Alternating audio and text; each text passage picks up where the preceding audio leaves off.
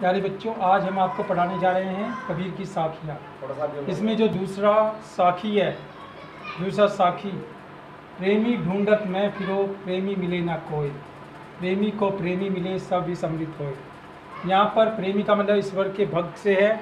जब कोई ईश्वर का भक्त होता है वो ईश्वर के भक्त की तलाश करता है, लेकिन इसको ईश्वर का भक्त नहीं मिल पा रहा है। क्यों नहीं मिल पा रहा है? क्योंकि प्रेमी को प्रेमी मिले सब विष अमृत होए, क्योंकि वह अभी ईश्वर का सच्चा प्रेमी नहीं है। जब वह ईश्वर का सच्चा प्रेमी यानी सच्चा भक्त बन जाएगा तो तब उसको जो ईश्वर का सच्चा भक्त है, प्रेमी है, वो मिल जाएगा।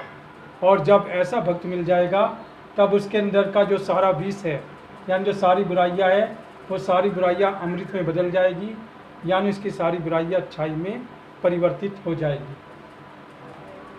तीसरा है हस्ती चढ़िए ज्ञान को, यानी जब ज्ञान का आगमन होता है, जब ज्ञान का आगमन होता है तब किस तरह से ज्ञान आता है।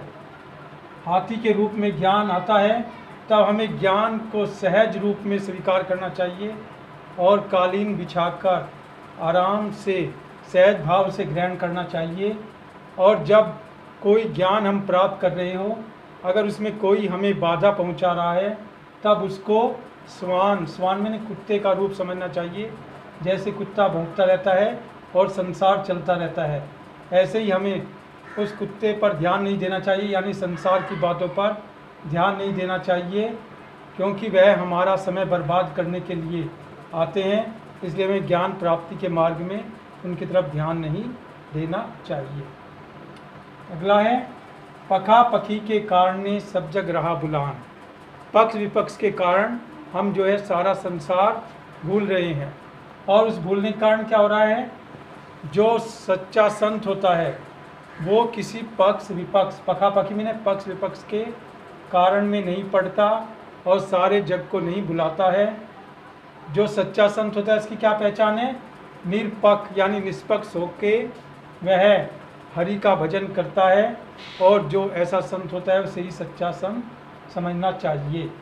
यहाँ शब्दार्थ है दुलीचा मैंने कालीन, आसन, स्वान मैंने कुत्ता, झक मारना मैंने समय बर्बाद करना, पखा पखी मैंने पक्ष विपक्ष, कारणे मैंने कारण, निरपक्ष मैंने निरपक्ष, सुजान मैंने ज्ञानी या चतुर। ये आपको गृह कार्य के रूप में करना है। किसको प्रेमी नहीं मिलता, किसको प्रेमी नहीं मिलता, ये करना है। जो ईश्वर का सच्चा प्रेमी नहीं होता उसको प्रेमी नहीं मिलता। सच्चा प्रेमी मिलने पर क्या होता है? सच्चा प्रेम मिलने पर क्या होता है? जो हमारी सारी बुराइयां है वो अमृत में बदल जाती है, यानी अच्छाइयों में परिवर्तित हो जाती है। ज्ञान को किस प्रकार ग्रहण करना चाहिए? ज्ञान को कैसे ग्रहण करना चाहिए? सहज दुलीचा डारी, यानी सहज भाव से कालीन बिछाकर ग्रहण करना चाहिए, और हमें किसी अन्य बात पर ध्यान नहीं देना चाहिए जिससे हमारा मन का भटकाव हो।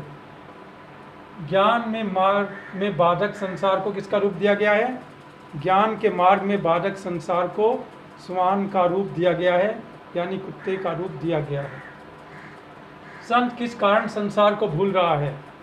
संत किस कारण ज्ञान को भूल रहा है? किस कारण संसार को भूल रहा है? पक्ष विपक्ष के चक्कर में पड़कर वह संसार को भूल रहा है, वह अपने आप को सच्चे संत से हटा रहा है, वह ज्ञानी नहीं अज्ञानता दिखा रहा है, इस कारण वह संसार को भूल रहा है। ज्ञानी संत किसे समझना चाहिए? ज्ञानी संत किसे समझना चाहिए? ज्ञानी संत उसे समझना चाहिए जो निष्पक्ष होके हरि का भजन करता है और पक्ष विपक्ष के चक्कर में नहीं पड़ता, उसे सच्चा संत समझना चाहिए। साखी शब्द से क्या तात्पर्य है?